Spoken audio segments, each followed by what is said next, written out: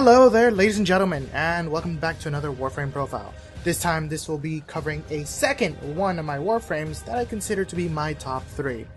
This time we'll be going over Rhino and Rhino Prime side by side due to their similarities and very minute differences. Most of them are cosmetic.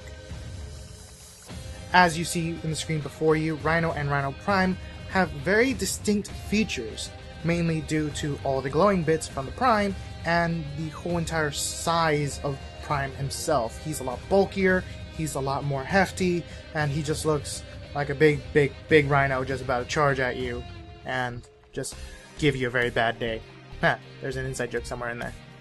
The most noticeable key difference between Rhino and Rhino Prime is iron skin. As you can see, Rhino's standard iron skin is a metal tone with metal chunks all throughout the skin, and the little glowing will reflect that of the energy of the Warframe itself.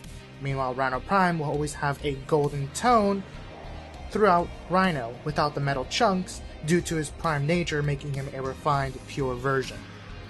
Even though Rhino skin is one of the more key features that Rhino has, we also have to acknowledge his other 3 powers. First, let's start with Rhino Charge. Rhino Charge is a very interesting mechanic and a very interesting skill, as it will bash you forward into enemies, but you won't clip right through them. You will actually collide with them, knocking them down on the floor, if they survive.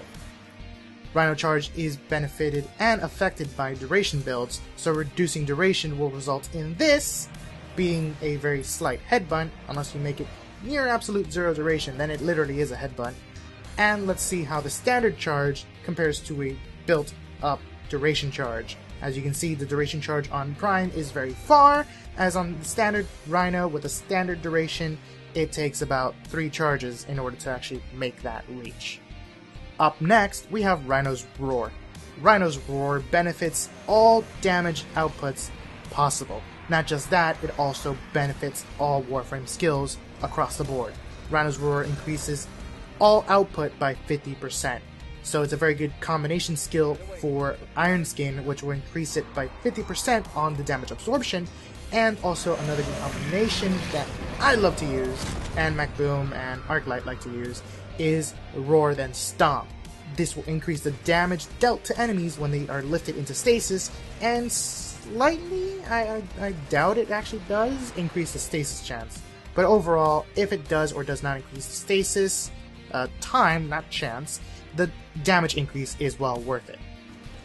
As you can see on screen, a Stomp really is a 360-degree cone, or dome. It's not a cone, it's not frontal, it's a dome of damage that literally just flat out obliterates enemies nearby, and if they survive, they're just stuck in midair for a couple seconds. That is affected by duration mods, and it is beautiful when you just have a shooting gallery of floating enemies all over the place.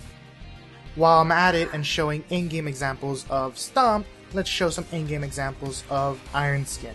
As you can see, Rhino takes a lot of damage being such a big aggro building Warframe, but once Iron Skin pops, it's over. All damage that is dealt to Rhino is nullified and absorbed straight into the skin. The skin is not a invincibility per se, it is a set value of damage absorption. As you can see down on the timer, or on the duration counter, it will tick down according to the damage rate of the enemies. So on higher level defenses, this skin will only last for 1 or 2 seconds, but earlier game this can last the entire level, or a couple of rooms, depending on how often you just stand there and just take shots.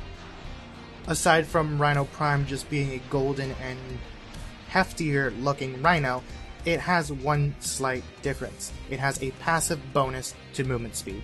Rhino Prime's movement speed is augmented flat out, be it on standard walking all the way to sprinting. So as you can see, walking, there is a slight difference, it's not that noticeable, but sprinting, it just leaves you in the dust. And this can be benefited from sprinting speed and stamina build mods.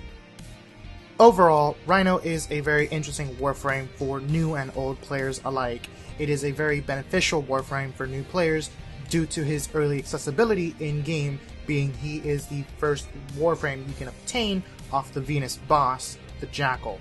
And he is the first and only Warframe to be mastery locked, so there's something to strive for, and he's just well-rounded great for all players. Some people can consider Rhino to be a necessity for playing Warframe flat out. I consider him to be a very interesting Warframe. Overall, I can play the game without requiring him, but for some of those top tier zones where the enemies deal immense amount of damage, he is a true necessity. And we're talking about level 40 to 50 enemies, so yay.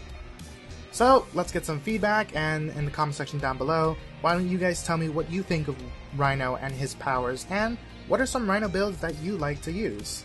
So until next time, until the next Warframe profile, I'll see which Warframe I'm gonna go play along with now. So, ta-ta!